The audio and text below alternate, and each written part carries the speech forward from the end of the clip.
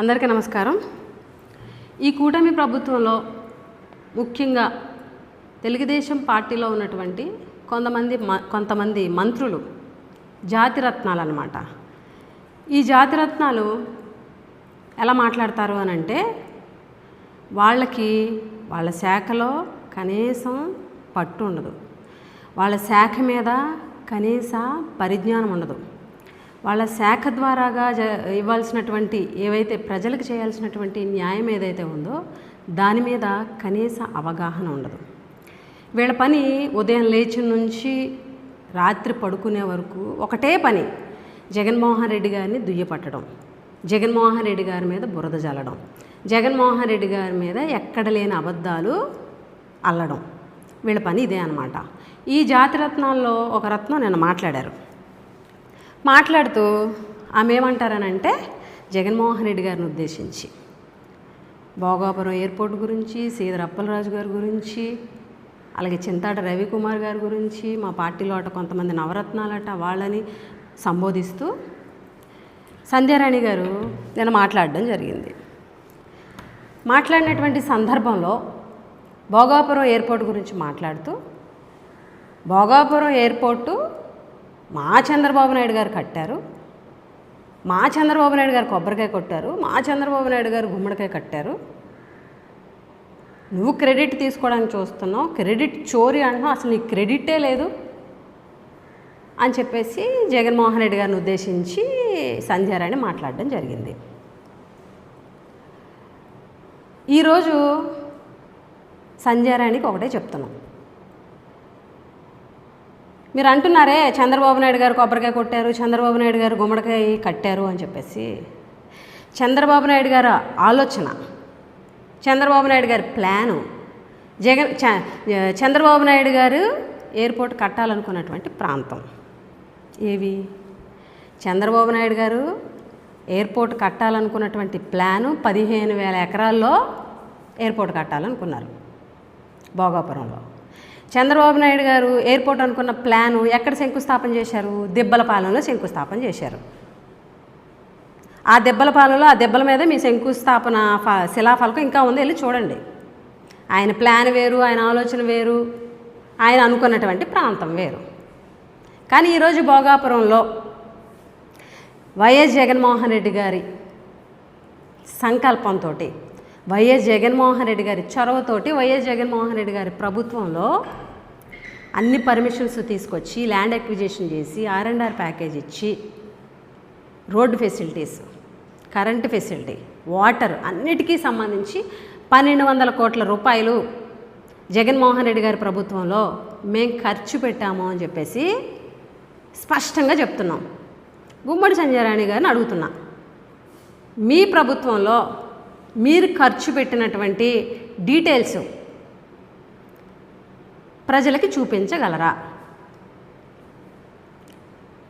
జగన్మోహన్ రెడ్డి గారు అన్నారని, ఎర్ర బస్సు రాని చోటకి ఎయిర్ బస్సు వస్తుందని అన్నారని ఆయన అనని మాటల్ని, అక్కడ ఉన్నటువంటి రైతుల్లో ఒక ఆమె అన్నటువంటి మాటల్ని, తిరిగి సంబోధించినటువంటి మాటల్ని ఆయన అన్నారని చెప్పేసి వక్రీకరించి ఆయన మీద ఈరోజు మీరు ప్రోపగండా చేస్తున్నారు, బ్యాడ్ ప్రోపగండా. దాన్ని వైసీపీ సోషల్ మీడియా అంతా తిప్పికొట్టింది, చూశారు కూడా. మళ్ళీ అదే అల్లుతున్నారు. అబద్ధాలను అల్లడం అలవాటు కదా, చెప్పి చెప్పి చెప్పి చెప్పి అబద్ధాలు అలవాటు అయిపోయినాయి. 15,000 ఎకరాల్లో కట్టాలనుకున్న చంద్రబాబు నాయుడు గారు, జగన్మోహన్ రెడ్డి గారు ఆ రోజు ఏం చెప్పారు? అన్ని వేల ఎకరాల్లో ఎయిర్పోర్ట్ కడితే ఇక్కడ ఉన్నటువంటి రైతులు చాలా నష్టపోతారు అని చెప్పేసి చెప్పడం జరిగింది. ఆయన అన్నట్టుగానే 2,700 ఎకరాల్లో ల్యాండ్ అక్విజిషన్ చేసి R&R ప్యాకేజ్ ఇచ్చి అక్కడ రోడ్డు ఫెసిలిటీస్ అన్నీ చేసి శంకుస్థాపన చేసినటువంటి వ్యక్తి జగన్మోహన్ రెడ్డి గారు. జగన్మోహన్ రెడ్డి గారు శంకుస్థాపన చేసిన రోజే ఆ మీటింగులోనే 2026కి ఇక్కడ నుంచి ఫ్లైట్లు ఎగురుతాయి అని చెప్పారు. అంటే దాని ఉద్దేశం ఏంటి? ఆ కాంట్రాక్ట్ యొక్క ఉద్దేశం 2026 కల్లా కంప్లీట్ చేయాలి అని. ఏదైతే కాంట్రాక్ట్లో ఉన్నటువంటి 2026కి కంప్లీట్ చేయాలన్నటువంటి నిబంధన ప్రకారం వాళ్ళు 2026కి కంప్లీట్ చేశారు. అప్పుడు మీ ప్రభుత్వం ఉంది. సో కాబట్టి ఈరోజు చంద్రబాబు నాయుడు గారు ఓపెన్ చేయడం జరిగింది. అంతే తప్ప భోగాపురం ఎయిర్పోర్ట్లో ఇప్పుడున్నటువంటి భోగాపురం ఎయిర్పోర్ట్కి సంబంధించి మీకు 1% కూడా క్రెడిట్ రాదు. మీరు అనుకున్న ఎయిర్పోర్ట్ వేరు. మీరు అనుకున్న ఎయిర్పోర్టు దెబ్బలపాలెంలో మీరు పెట్టిన శంకుస్థాపన, అక్కడ మీరు అనుకున్న 15,000 ఎకరాల్లో కట్టి మీరు క్రెడిట్ తెచ్చుకోండి. జగన్మోహన్ రెడ్డి గారి క్రెడిట్ గురించి, జగన్మోహన్ రెడ్డి గారి క్రెడిబిలిటీ గురించి మాట్లాడే స్థాయి అనేది ఆయన గురించి మాట్లాడే స్థాయి నీకుందా? జగన్మోహన్ రెడ్డి గారి క్రెడిట్ ఏంటో, జగన్మోహన్ రెడ్డి గారి క్రెడిబిలిటీ ఏంటో, రాజశేఖర రెడ్డి గారి క్రెడిబిలిటీ ఏంటో ఆ ఎయిర్పోర్ట్ కాంట్రాక్టర్ జిఎంఆర్ గ్రంథి మల్లికార్జునరావు గారు శంకుస్థాపనలో భాగంగా ఆయన నోటితో చెప్పినటువంటి మాటలు ఒకసారి తెప్పించుకొని వినండి. జగన్మోహన్ రెడ్డి గారి క్రెడిబిలిటీ ఏంటన్నది తెలుస్తుంది. అల్లూరి సీతారామరాజు గారి పేరు పెట్టారు. మా గిరిజనుల ఆరాధ్య దైవము అల్లూరి సీతారామరాజు గారి పేరు పెట్టారు. దాన్ని ఎగతాళి చేస్తావా? ఎవరు ఎగతాళి చేశారు? అల్లూరి సీతారామరాజు గారి పేరుని ఎవరైనా ఎగతాళి చేశారా? మేము గౌరవిస్తున్నాం అల్లూరి సీతారామరాజు గారి పేరుని. ఎవరు ఎగతాళి చేశారు? గిరిజనుల ఆరాధ్య దైవం అల్లూరి సీతారామరాజు గారు నీకు ఇప్పుడు గుర్తొచ్చింది.